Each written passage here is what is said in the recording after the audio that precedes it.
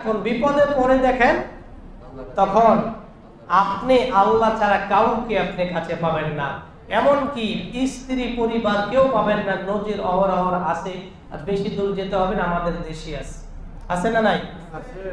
এই জন্য অন্তরকে আল্লাহর সাথে সম্পৃক্ত রাখা, যাকে বলা হয় তাবাত্তুল। কি বলা হয়?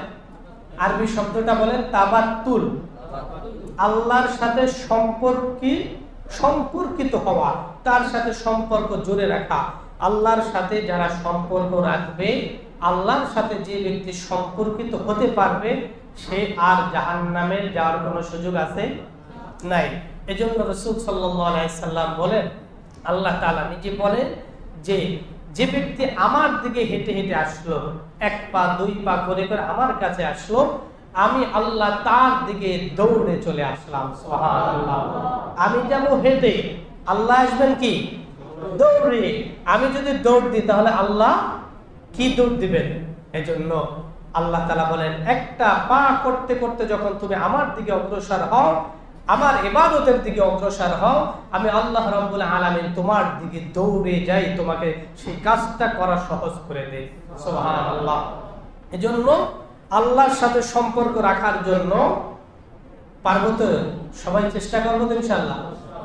কারণ এই দুনিয়ায় যার সাথে যে সম্পর্ক রাখেন, বিপদে পড়বেন দেখবেন আপনারে আর চিনবে না। যত ক্ষমতা হোক, ক্ষমতার যত বড় কথা বলেন, যত অহংকারী কথা বলেন, একটা কিছু ভাইরাল হলে দেখবেন আপনি আর ওই পদে নাই। আছে ওই পদ থেকে কি করবে? আপনাকে লাঞ্ছিত অপমানিত করে দূর করে দেবে, তখন আপনাকে চিনবে না।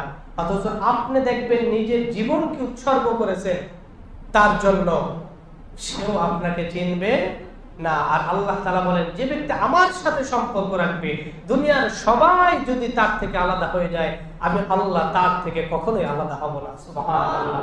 তাহলে এখন কার সাথে সম্পর্ক রাখবেন এটা আপনারা চিন্তা করেন। কার সাথে রাখবেন?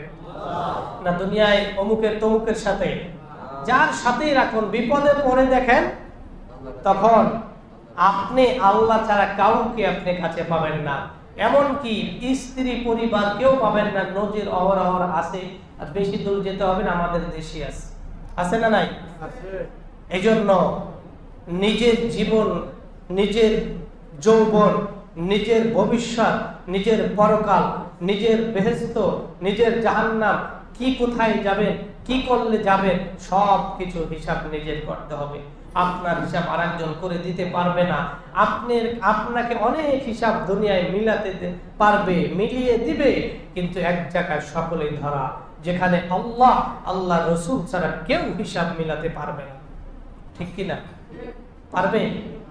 এজন্য যার সাথে সম্পর্ক রাখলে আমার দুনিয়াও সফল, আখিরাতেও সফল। সম্পর্ক তার কাছে রাখা ভালো না?